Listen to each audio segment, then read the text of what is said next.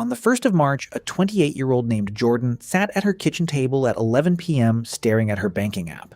She had $94 in checking, 2 bills due in 4 days, a credit card she'd stopped opening statements from, and a savings account she'd renamed Do Not Touch that had $0 in it.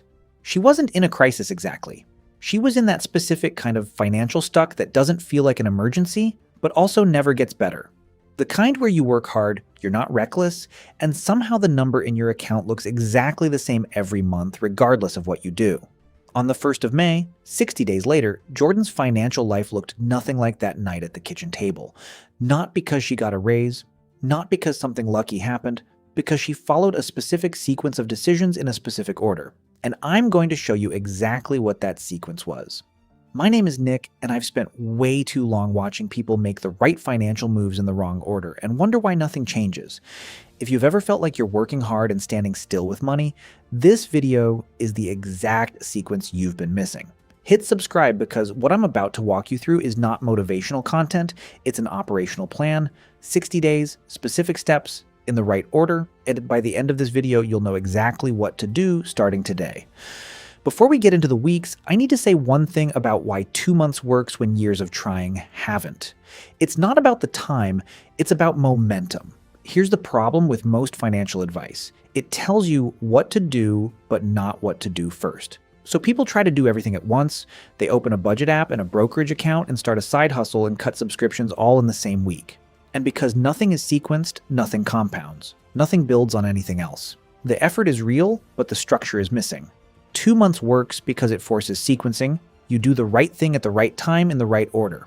And when financial decisions stack on top of each other correctly, momentum builds faster than most people expect. The first 2 weeks feel slow. By week 8, most people cannot believe how different things look. That arc is the point. Week 1 and 2, the emergency stop. Before you save $1, before you invest a cent, before you do anything else on this list, you need to find the bleeding and stop it. Most people skip this step entirely. They go straight to the exciting stuff. The investment account, the savings goal, the debt payoff plan, without ever identifying where their money is actually disappearing to every month. And because the bleeding continues, every dollar they try to redirect gets absorbed by the leak before it can do anything useful. Here is what the emergency stop looks like in practice.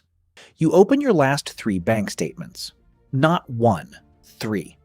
And you go through every single transaction. You are looking for 4 things specifically. First, subscriptions you forgot you had. The app that auto-renewed in January that you haven't opened since October. The streaming service that got added during a free trial you forgot to cancel. The cloud storage upgrade you accepted because deleting photos felt annoying. These are not big purchases. They are small, consistent withdrawals that happen whether you are paying attention or not. Add them up. Most people find between $80 and $200 a month in subscriptions they cannot immediately account for. Cancel every single one you do not actively use weekly. You can resubscribe to anything later. Right now, you are stopping the bleeding. Second, you are looking for your most frequent small purchases. Not to eliminate them, to see them. There is a specific psychological shift that happens when you can actually see that you spent $340 last month at food delivery apps. Not because you made any single big decision, because you made 23 small ones that each felt like nothing at the time. Seeing the total does not require you to stop entirely. It requires you to see clearly. And seeing clearly is the beginning of every financial change that actually sticks. Third, look for any payment you are making on something you no longer own, use, or need. A gym membership for a gym you haven't been to since the guilt wore off. Insurance on a device you replaced. A subscription box you signed up for during a different season of your life. These are the easiest wins of the entire 60 days. They cost you nothing to cut, and they free up recurring money immediately. Fourth, find your single highest interest debt and write down the rate. Don't pay it off yet. Just know what it is. That number is going to matter in week 3. By the end of week 2, you have done one thing. You have stopped the money from disappearing before you can decide where it goes. That sounds small. It is not small. It is the foundation everything else gets built on. Week 3 and 4. The foundation. Now that the bleeding has stopped, you have money that is staying in your account long enough to direct. The goal of weeks 3 and 4 is to build the 2 things every functional financial life runs on: a buffer and a system. The buffer first. Before you invest a single dollar, before you aggressively pay down debt, you need $1,000 sitting in a savings account that you do not touch for anything except a genuine emergency. Not a want, not a sale, an emergency. Why $1,000 specifically? Because that amount covers the most common financial surprises. The car repair, the medical bill, the appliance that stops working. Without a buffer, every unexpected expense goes on a credit card, which adds to the debt, which adds to the interest, which makes everything harder. The buffer breaks that cycle. It is not your full emergency fund. That comes later. It is a circuit breaker that stops you from going deeper into debt every time something unexpected happens. If you do not have $1,000 available, this is your entire financial focus for weeks 3 and 4. Every dollar you freed up in weeks 1 and 2 goes here. Sell something. Pick up one extra shift. Do whatever it takes to get $1,000 sitting untouched in a separate savings account before you move to anything else. This is not optional. It is the difference between a financial plan that works and one that gets derailed by the first thing that goes wrong. Once the buffer exists, you build the system. The system is simply this. Every single financial obligation you have gets automated. Rent, utilities, minimum payments on every debt, the $1,000 savings contribution if you are still building it. All of it moves automatically on the day after you get paid. Not when you remember. Not when you feel financially motivated. Automatically. You are removing every financial decision from your daily life that does not need to be a daily decision. The less your financial stability depends on your willpower, the more stable your finances become. That is not a motivational statement. It is how every financially stable person I have ever studied actually operates. Week 5 and 6. The investment switch. By week 5, something has shifted. You have money that is not disappearing. You have a buffer that means the next unexpected expense does not destroy your progress.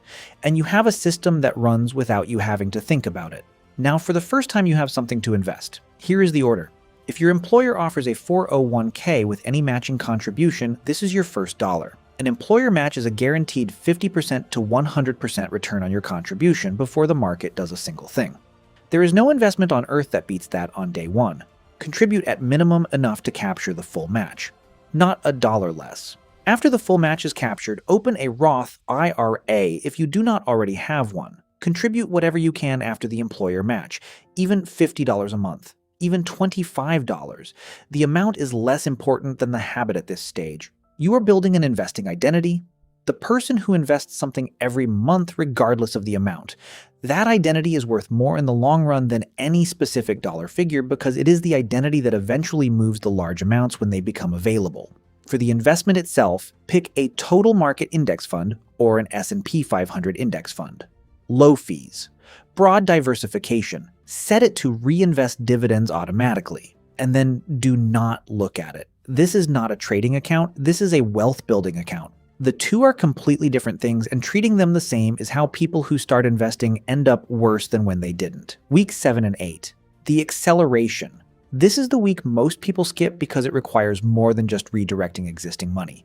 It requires creating more of it, or cutting something that actually hurts. You have 2 options, and ideally you pursue both. The first is cutting your single largest non-essential expense. Not the coffee, not the streaming service. You already handled those in week 1. I mean the expense that genuinely moves the needle. The car payment on a vehicle you could replace with something cheaper. The apartment you are paying for a loan that you could share. The subscription box or service that costs $150 a month that you value less than what that $150 could become invested. These decisions are harder than canceling an app. They require genuine trade-offs. That is exactly why they are saved for week 7 and 8 when you already have momentum. Momentum makes hard decisions easier because you can already see what the money is doing when you direct it properly. The second option is generating additional income, not a full side hustle business that takes months to build. One specific thing you can do in the next 2 weeks that puts extra money in your account. Sell things you own that you no longer need or use. Offer one specific skill to one specific person for one specific amount. Pick up one extra shift or one extra project. The amount does not need to be life-changing. It needs to be real. Because every extra dollar that comes in during week 7 and 8 goes directly into the investment account or the emergency fund. It does not get absorbed into lifestyle. It gets directed before it has the chance to disappear. By the end of week 8, here is what Jordan's financial life looked like.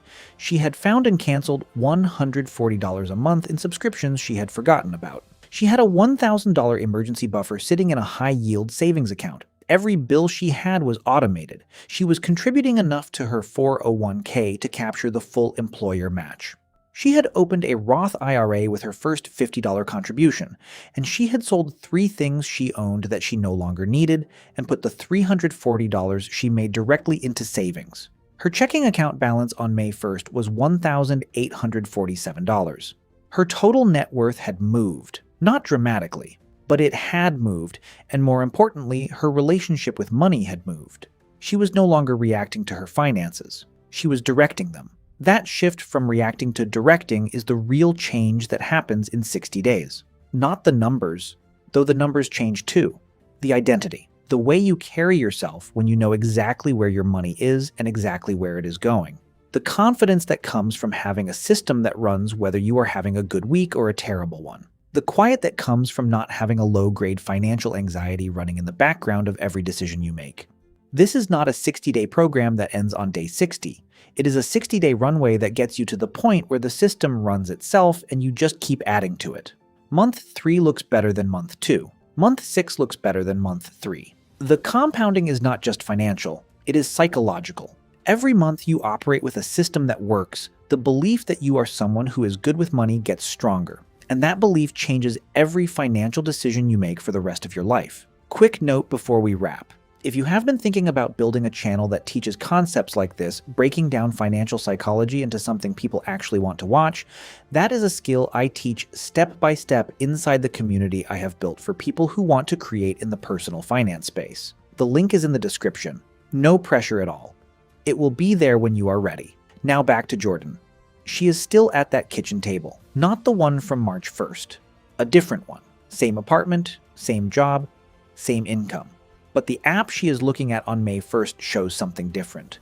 Not a transformation, a beginning, a system that is running, a buffer that exists, a contribution that happened automatically while she was sleeping, and a number that moved in the right direction for the first time in longer than she can remember. The 60 days are not magic. The sequence is not secret. Every step in this video is something you already knew existed somewhere. The difference is the order. Do the right thing at the right time, and money starts behaving differently than it ever has before. If this gave you a plan you did not have before this video, drop a comment telling me which week you are starting in. Week 1, week 3, wherever you are right now. I read every single one. And if you want to understand what happens to your money once the system is running and you start directing serious amounts into investments, that video is right there on the screen. I will see you in it. One last thing, and I always mean it. I am not a financial advisor, and none of this is financial advice. It is just the sequence I wish someone had shown me when I was staring at my own banking app at 11 p.m., wondering why nothing was changing. Take what is useful. Start today, not Monday. Today.